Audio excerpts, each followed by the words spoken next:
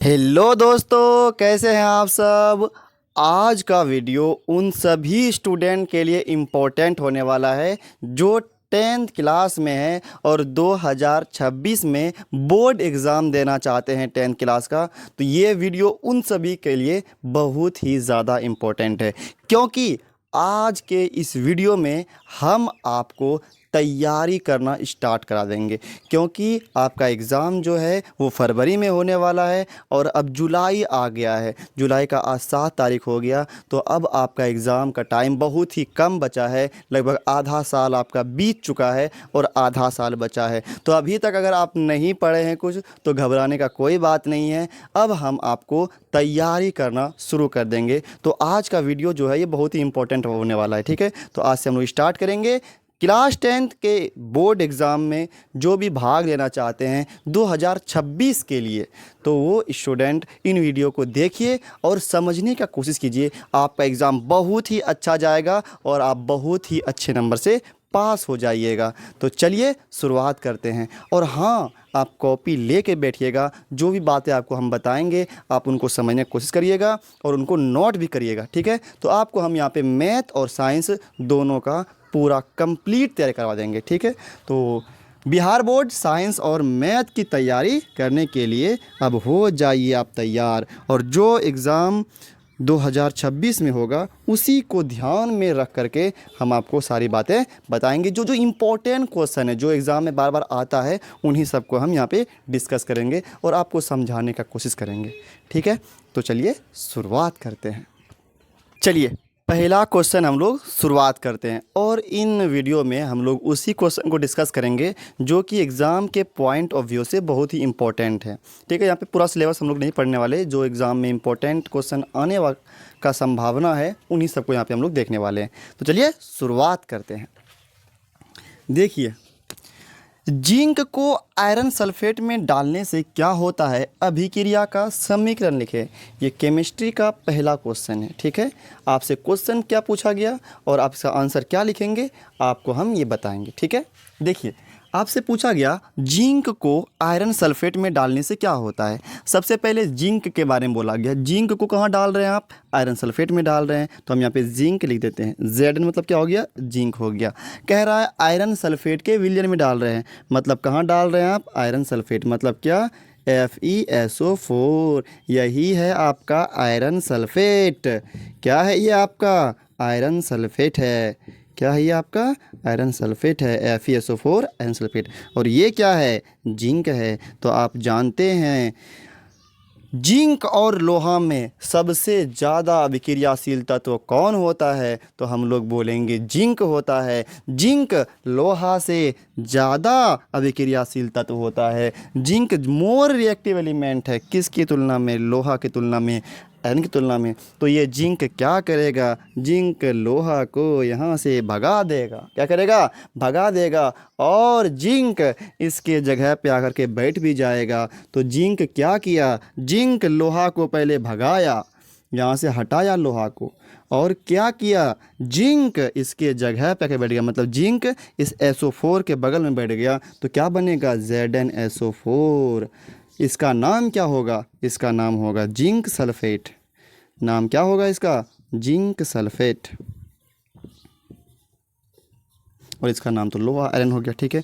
तो आपसे बोला गया बताइए जिंक को आयरन सल्फेट में डालने से क्या होता है। तो हम जैसे जिंक को आयरन सल्फेट में डालें तो हम क्या देखें कि हमको जिंक सल्फेट मिला, लेकिन आयरन क्या हो गया, यहाँ से हट गया।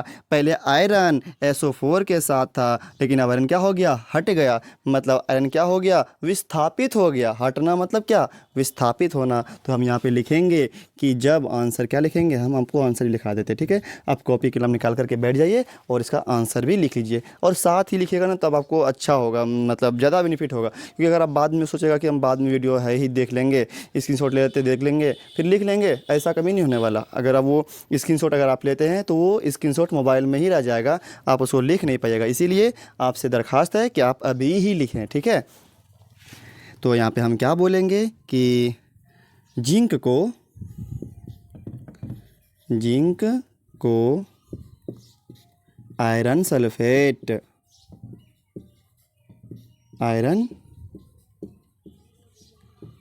सल्फेट में डालने से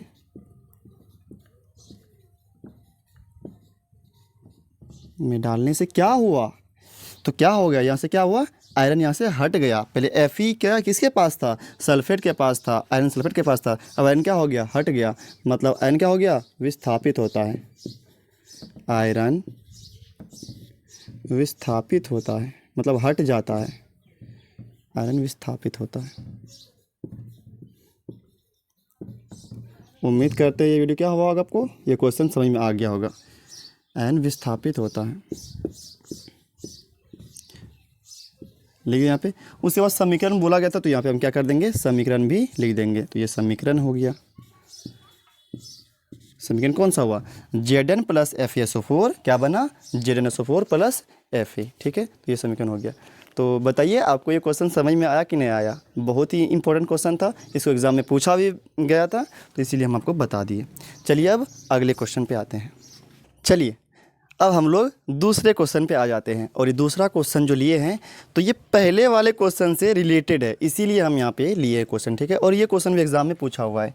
क्या कहता है, क्वेश्चन नंबर 2, विस्थापन अभिक्रिया डिस्प्लेसमेंट रिएक्शन से क्या समझते हैं। समीकरण भी दीजिए। केमिस्ट्री में समीकरण बहुत ही इंपॉर्टेंट होता है। ठीक है, तो समीकरण भी हमको लिखना होगा।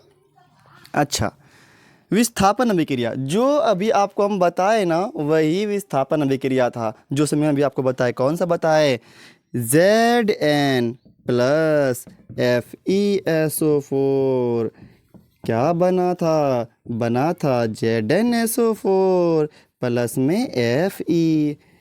अब बोलिएगा ये विस्थापन अभिक्रिया है, तो बोलेंगे हाँ ये विस्थापन अभिक्रिया है। कैसे, क्योंकि यहाँ पे जिंक ये ज़्यादा ताकतवर था। जिंक अधिक अभिक्रियाशील तत्व था। जिंक क्या था, अधिक अभिक्रियाशील तत्व था। तो ये अपने से कमज़ोर Fe को यहाँ से क्या कर दिया, हटा दिया। और ये जिंक इसके जगह पे क्या हो गया, बैठ गया, SO4 के पास बैठ गया और Fe को उधर भगा दिया। कहने का मतलब ये है कि जो अधिक अभिक्रियाशील तत्व रहेगा, जैसे जिंक यहाँ पे था, तो वो क्या करेगा, अपने से कमज़ोर अभिक्रियाशील तत्व को हटा देगा और उसके जगह पे क्या हो जाएगा, बैठ जाएगा। तो वो क्या कहलाएगा, विस्थापन अभिक्रिया कहलाएगा। अगर आपसे पूछा जाए, बताइए हमको कैसे पता चलेगा कि कौन अभिक्रियाशील तत्व अधिक है और कौन कम है, कौन हटा पाएगा और कौन नहीं हटा पाएगा, ये हमको कैसे पता चलेगा। तो हम आपको एक लिस्ट याद करवा देते हैं। ठीक है, पहले याद रखिएगा लिथियम, ये सबसे ज़्यादा अभिक्रियाशील तत्व होगा। ठीक है, उसके बाद लिथियम, पोटेशियम, फिर बेरियम, फिर स्ट्रॉन्सियम, फिर कैल्शियम, सोडियम, मैग्नीशियम, फिर एल्यूमिनियम, फिर यहाँ पे ऊपर लिख देते हैं हम। ठीक है, एल्युमिनियम, फिर जिंक, फिर लोहा, फिर निकेल, फिर टिन, सीसा, हाइड्रोजन, कॉपर, पारा, चांदी, सोना, प्लेटिनम। तो ये सबसे प्लेटिनम सबसे कम होगा, ये ऊपर बढ़ते जाइए तो इसका ताकत भी क्या हो जाएगा, बढ़ते जाएगा, मतलब अभिक्रियाशील तत्व गुण बढ़ते जाएगा। तो यहाँ पे क्या देखे आप, यहाँ पे क्या देखे, जिंक और यहाँ पे लोहा। तो यहाँ देखिए जिंक ऊपर में है और लोहा क्या है, ये नीचे में है। तो जिंक ज़्यादा अभिक्रियाशील तत्व हो गया और लोहा क्या हुआ, कम अभिक्रियाशील तत्व हुआ। तो ये जिंक क्या करेगा, इस लोहा को यहाँ से हटा देगा। क्या करेगा, लोहा को यहाँ से हटा देगा। तो चलो जाओ कोना में चले जाओ, यहाँ पे क्यों बैठे हो।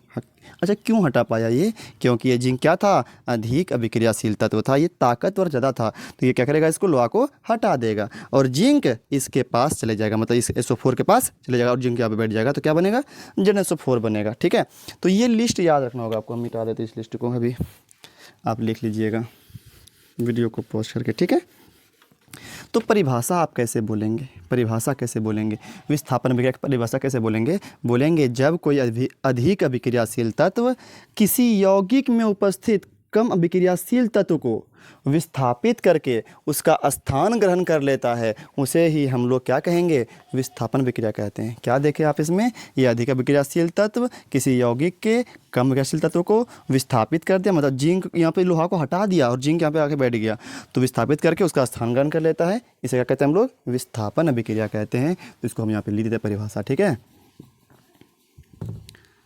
जब कोई अधिक अभिक्रियाशील तत्व, जब कोई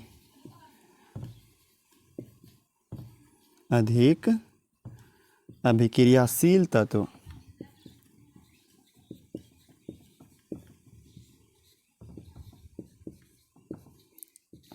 शील तत्व अपने से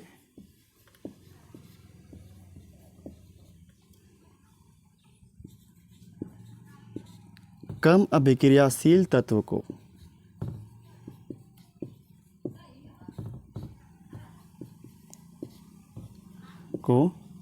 किसी यौगिक से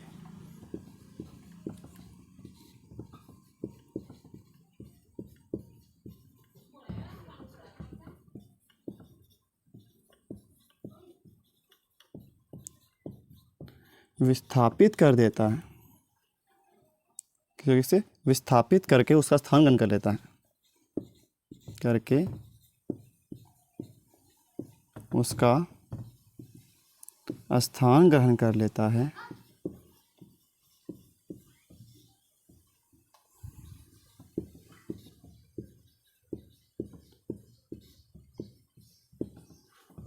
तब ऐसे रासायनिक अभिक्रिया को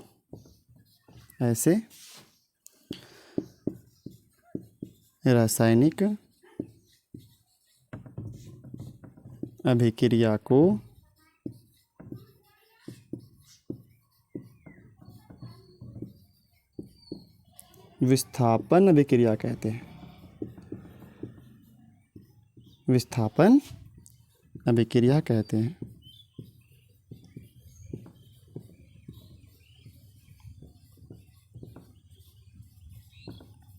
ठीक है, और उसके बाद क्या करना है आपको, ये समीकरण लिख देना है, और एग्जाम में पूछा भी गया था क्वेश्चन। ठीक है, अब देखिए 2 क्वेश्चन पढ़ लिए हम लोग, ज़्यादा नहीं पढ़ेंगे। ऐसा नहीं कि एक वीडियो में एकदम 15-20 क्वेश्चन लिखा दिए और आपको बोल दिए याद करिए, ऐसा नहीं।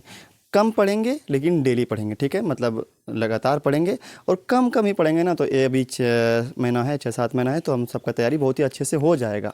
तो आपका काम क्या रहा, सिर्फ आप वीडियो को रोज़ देखिए और उनमें जो कही गई बातें हैं उनको आप समझने की कोशिश कीजिए, और समझ में ना आए तो आप कमेंट में आप क्वेश्चन डाल सकते हैं, हम उसका आंसर देंगे। ठीक है, और वीडियो को लाइक भी कर दीजिएगा और चैनल को सब्सक्राइब भी कर दीजिएगा। और अगर पढ़ाई को लेकर सीरियस हैं तो आप नोट्स भी बनाइए, क्योंकि इसमें सभी क्वेश्चन इंपॉर्टेंट है। तो रहने त्याज्य यहीं तक, फिर इसके बाद हम लोग अगले वीडियो में और भी क्वेश्चन को पढ़ेंगे जो इम्पोर्टेंट है। ठीक है।